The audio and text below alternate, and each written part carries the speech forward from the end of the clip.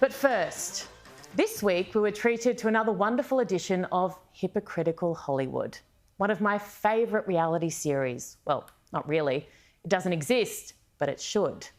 A safe space where big-name luminaries, of course, all of whom are rich, famous and completely out of touch, show us exactly why they might be good at their craft, but don't necessarily have a towering understanding of other matters on which they opine.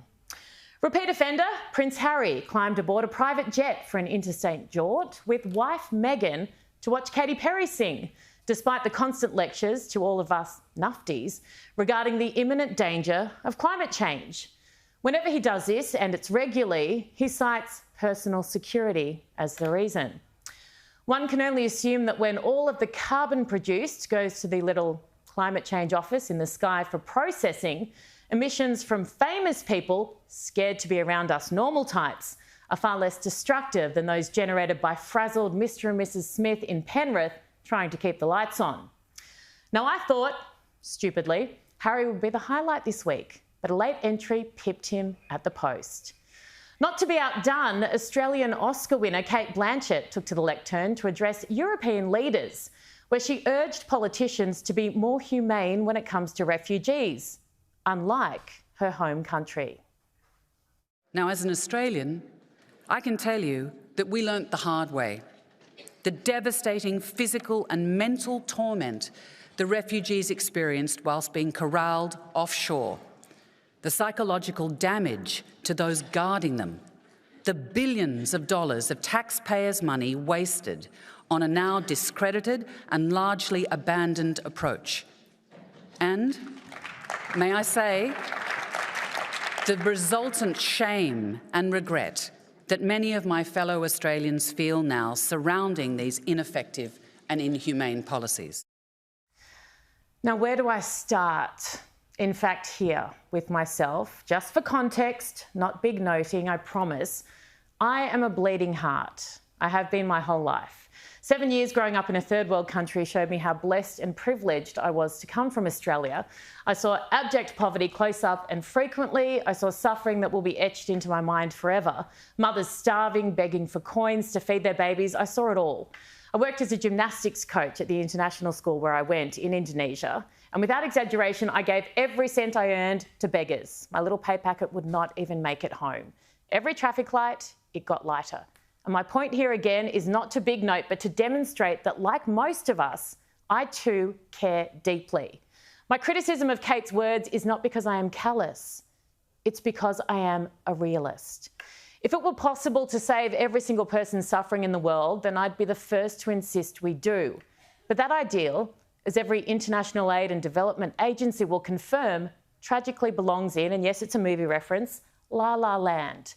If Kate wants to use the world stage to throw Australia under a bus, then she should, at the very minimum, do just a little research. Australia has one of the most humanitarian and generous refugee policies in the world. Fact. Operation Sovereign Borders was introduced 10 years ago and the results speak for themselves. The current policy has received bipartisan support and it remains law under the Albanese Labor government. Before the coalition introduced it, and declaring here my dad was one of the architects, our border policy was shambolic. People smugglers ruled, and they are the lowest form of evil in the world. Well, they have some competition lately, but still, there is nothing humane about the way they operate. They are scum, and they sell hope to the desperate without any intention of delivering even a slither. Does Kate remember the horrific worldwide images of children drowning at sea? Was that humane? I've spoken to military veterans who had to pull bloated bodies of babies out of the water and still cannot sleep a full night. That's psychological damage too. My definition of inhumane treatment of refugees differs slightly from Kate's. It's parading them to an isolated strip of Javanese coastline, pointing to an anchored $1 million motor yacht and telling these wretched, and they are wretched souls, that for $10,000 US, that magnificent craft will take them to Australia. Then, after full payment, rowing the customers to a bay around the corner where the cruiser is hiding from authorities and loading them into a derelict 50-year-old unseaworthy wooden vessel, often without life jackets, no food, teenage crews. And while the smugglers turn their attention to counting their cash, The refugees set sail on a perilous journey that statistically is likely to lead to their death. That's devastating physical and mental torment for mine. Now, I believe passionately in freedom of speech and acknowledge that even Hollywood celebrities have every right to use their big platforms however they choose and however commendable their intentions. However, to take potshots at this incredible country without cognizance of reality or pragmatism is, in fact, taking cheap shots. Words matter. They are powerful and potentially potent, and they come with responsibility.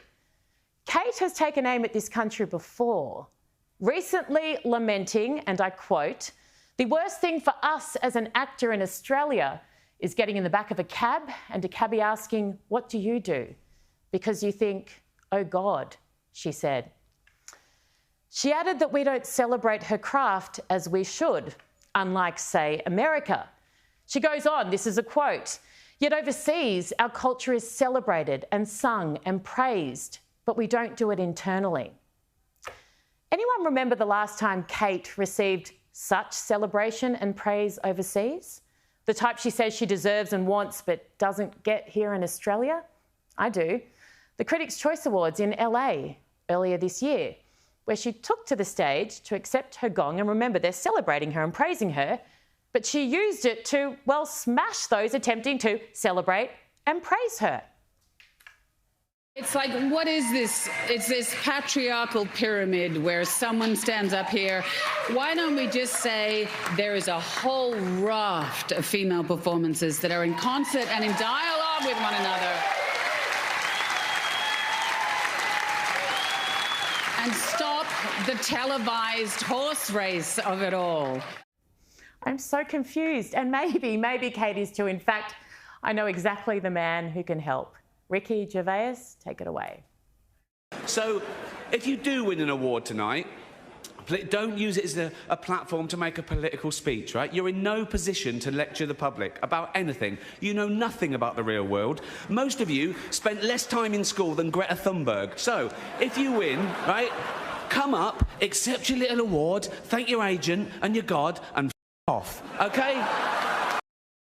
I mean, you can't say it any better than that. Now, she's a fabulous actor, yes, she is, but if the worst experience she's had as an Aussie is not being recognised by a cabbie, then I reckon she's doing okay. And maybe, just maybe, she might be a little bit out of touch with the real Australia and, more importantly, with the real world.